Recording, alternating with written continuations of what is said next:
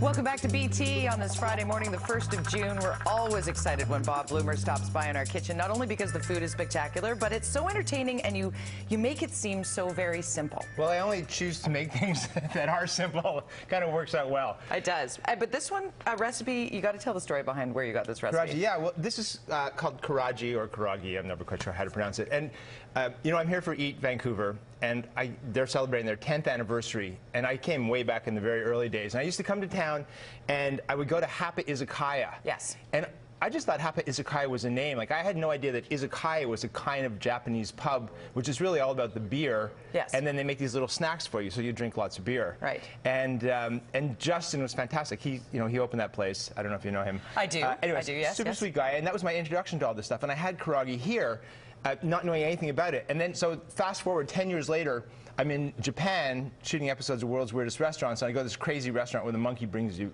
beer. Monkeys bring you beer. And the chef made this for me, and I learned how to make it, and it is so damn simple and so damn delicious that I thought that I would show you how to do it. So, we start by making a marinade. Yes. And it's just equal parts mirin, which is a sweet Japanese cooking wine, soy sauce, which you're very familiar with. Yes, the mirin is a great staple to have in the house. And sake.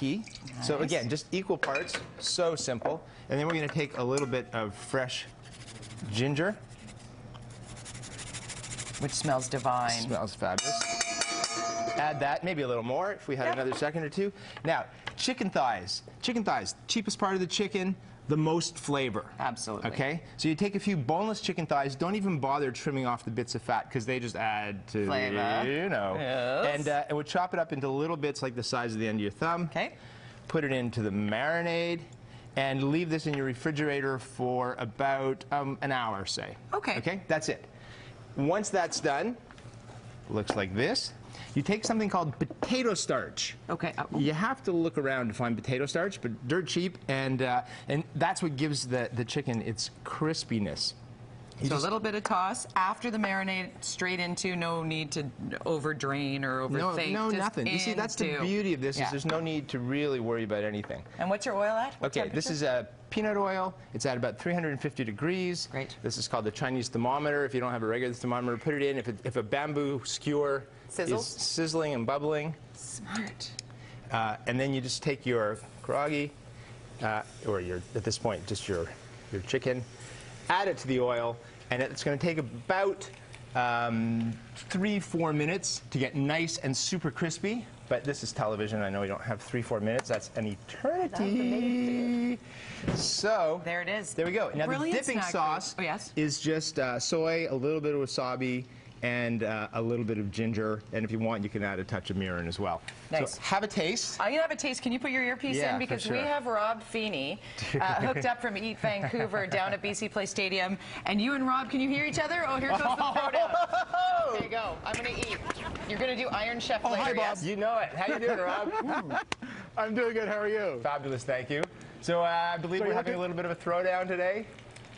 Throwdown? Actually, I was planning. I saw one of your shows the other night. I think we should have a beer bath together. A beer bath together. Well, interesting concept. No.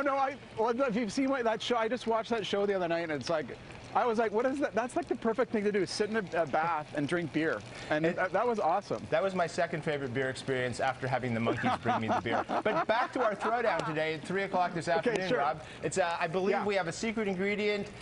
It's me, you, and David Rocco, right? Wow. So it's the three of us. That's right. We have a secret ingredient, the 3 of us. A pantry full of other stuff, and 20 minutes to create the ultimate picnic, right?